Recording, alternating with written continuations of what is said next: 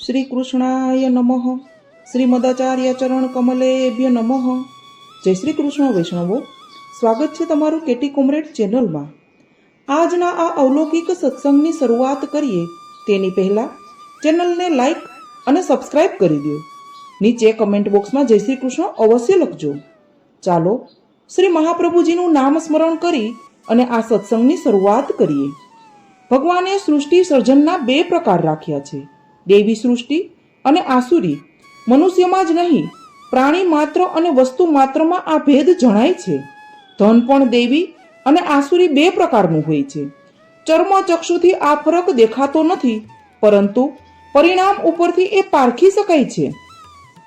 કોઈ વૈષ્ણવનું તન મન ધન બધું જ દેવી હોય છે, તો તે બધાનો અવલૌકિક વિનિયોગ થાય છે. કોઈનું તન દેવી પણ મન આસુરી હોય તો સેવાદી કરવા છતાં મન લૌકિકમાં ભટકે છે. મન દેવી ને તન આસુરી હોય તો પ્રબળ ઈચ્છા છતાં સેવાદીમાં પ્રતિબંધો આવે. તન મન દેવી પણ ધન આસુરી હોય તો પણ સેવા સ્મરણ બને નહીં, ધન કુમાર્ગે ચાલ્યું જાય. આસુરી દ્રવ્યનો કદાપી અલૌકિક વિનિયોગ થતો નથી.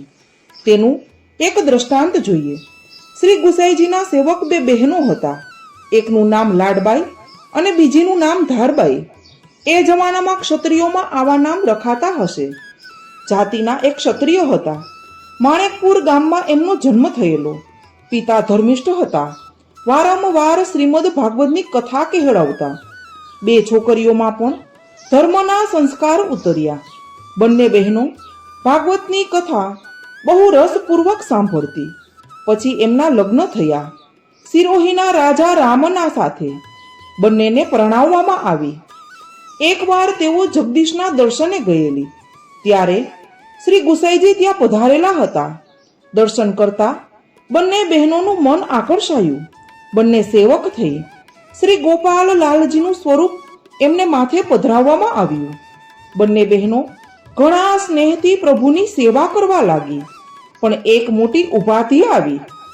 એમનો પતિ રામના મહાશૈવી હતો, અભિમાની પણ ઘણો જ. એના સાગરીતો પણ કટ્ટર હતા. એ લોકોએ રાજાના કાન ભંભેર્યા. રાજાજી, તમારી પત્નીઓના પરમેશ્વર તો તમે જ, અમે નથી કહેતા, આવું શાસ્ત્ર કહે છે. છતાં એ બે જણ ભગવાનની સેવા પૂજાનું ધતિંગ લઈને બેઠી છે. આ તમારું અપમાન છે. તમે આવું કેમ ચાલવા દો છો, એ જ સમજાતું નથી. એ શૈવ સાગરીતોનો દ્વેષ તો હતો વૈષ્ણવતા તરફ, પરંતુ ઉપરની રીતે રાજાને ચડાવવા માંડ્યો. કહે છે કે રાજા વાજાને વાંદરા બધું જ બરાબર, બીજા વગાડે તેમ વાગે, નચાવે તેમ નાચે. કાચા કાનનો રામના ખરેખર ભંભેરાયો. રોજની ટોકણી ચાલુ હતી. જાત રાજપૂતની એટલે મિથ્યાભિમાન પણ ખરું જ. એને થયું કે મારી સ્ત્રીઓ મને મૂકીને ભગવાનની સેવા પૂજા કરે જ કેમ. એણે એમની સેવા છોડાવવાનો પ્રયાસ કર્યો, પણ આ ટેકી રાજપૂતાણીઓ ધર્મનો ટેકો છોડે જ સાની. એટલે રાજા કોપ્યો. નિશ્ચય કર્યો એ બંનેને મારી નાખું. સાગરીતોમાં પણ એ વાત ફેલાઈ ગઈ. બે બહેનોને એમના પોતાના બાતમીદાર મારફત આ વાતની ખબર પડી ગઈ. એ વીર ક્ષત્રિય કન્યાઓ સાવચેત થઈ ગઈ. 300 તલવારધારી ચોકિયાતોનું ગુપ્ત રક્ષણ ગોઠવ્યું. રાજા 2-4 સાગરીતો સાથે તલવાર લઈને એમને મારી નાખવા આવ્યો. ત્યારે ચોકિયાતીઓએ એમનો સામનો કર્યો અને રાજાને પાછો પાડી દીધો. સિરોહીથી ચાલ્યા જવાની તૈયારી તો દાસીઓ દ્વારા જ કરી રાખેલી હતી. ગુપ્ત રીતે પોતાની સર્વ સંપત્તિ સાથે પ્રભુને પધરાવીને બે બહેનો કાશી આવીને રહી. ત્યાં શ્રી ગોપાલલાલજીની સારી રીતે સેવા કરવા લાગી. પ્રભુ પ્રસન્ન થઈને અનુભવ જણાવવા લાગ્યા.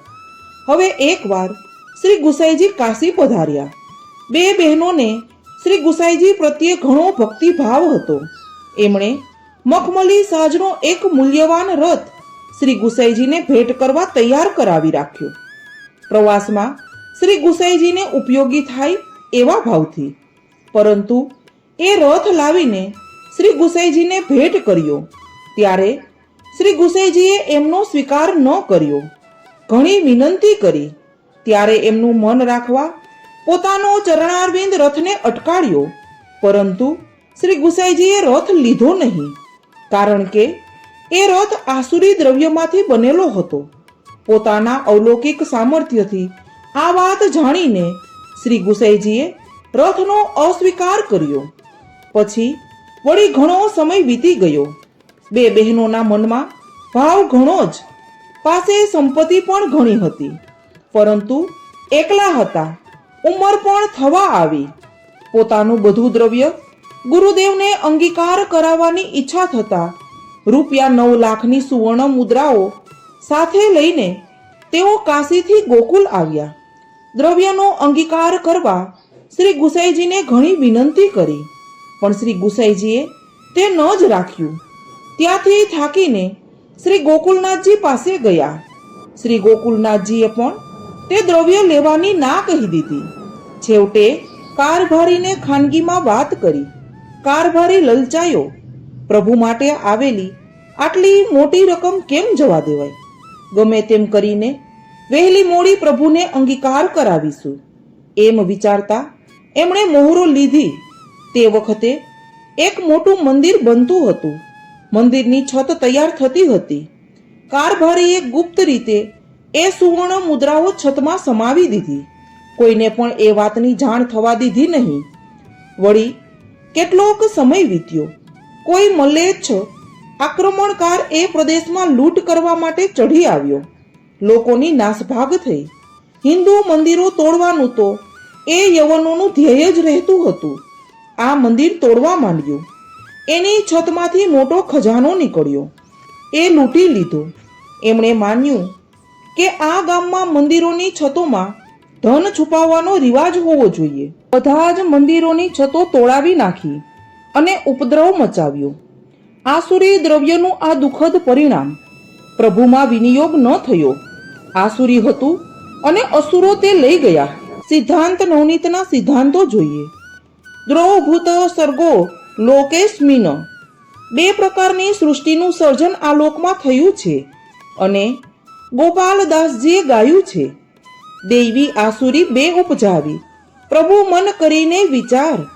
વળી આસુરી જીવોને કોઈ ઉપાયે દેવી બનાવી શકાતા નથી. સાધુ શ્રમના કરશો રે, કોટી પ્રયત્ને ગદર્ભ થાય ન ગાય. દયારામે આવું ગાયું છે. સુરદાસ ખલકારી કમરિયા, ચઢે ન દૂજો રંગ. આ સુરદાસની પંક્તિ છે. આમ જીવો દેવી અને આસુરી હોય તે વાત તો સમજાય તેવી છે, પરંતુ ધન આસુરી કેમ? બીજાને દુઃખ આપીને, અન્યાયથી, અધર્મથી, પાપ કર્મથી જે ધન મેળવાય છે તે આસુરી બને છે. રાજદ્રવ્ય મોટા ભાગે આવું જ હોય છે. વ્યાજનું ધન પણ કનિષ્ઠ ગણાય છે. હિંસા તથા ચોરીથી મેળવેલું ધન પણ આસુરી દ્રવ્ય. પ્રભુ એનો અંગીકાર ન કરે. આ અટપટી સૃષ્ટિ રચવામાં અનેક તત્વો એવા છે કે જે બુદ્ધિથી ન સમજાય. આસુરી દ્રવ્યનું અસ્તિત્વ અલૌકિક અનુભવોથી સિદ્ધ છે. મંદિરો કે ગોસ્વામી બાળકોના ઘરમાં કોઈ વાર ધનના જે દુષ્પરિણામો જોવામાં આવે છે તેમાં આવું આસુરી દ્રવ્ય કારણરૂપ હોય છે. વળી જો ભેટ ધરનારની ભાવના પુણ્યદાન કે ધર્માદા કરવાની હોય તો પણ એ ધન પ્રભુના વિનિયોગ યોગ્ય રહેતું નથી. કેવલ પ્રેમપૂર્વક કરેલા મનોરથોનું દેવી દ્રવ્ય જ પ્રભુ પ્રસન્નતાથી અંગીકાર કરે છે. સ્વમાર્ગના સિદ્ધાંતોનું આ એક સૂક્ષ્મ રહસ્ય છે. તો વૈષ્ણવો, આપણે પણ શ્રી ઠાકોરજીને પ્રાર્થના કરીએ કે આપણું મન, તન અને દ્રવ્ય બધું જ સદાય શ્રી ઠાકોરજીના ચરણોમાં રહે અને આજનો આ અવલૌકિક સત્સંગ શ્રી મહાપ્રભુજીના ચરણોમાં સમર્પિત કરીને પૂર્ણ કરીએ. સર્વે વૈષ્ણવોને મારા જય શ્રી કૃષ્ણ.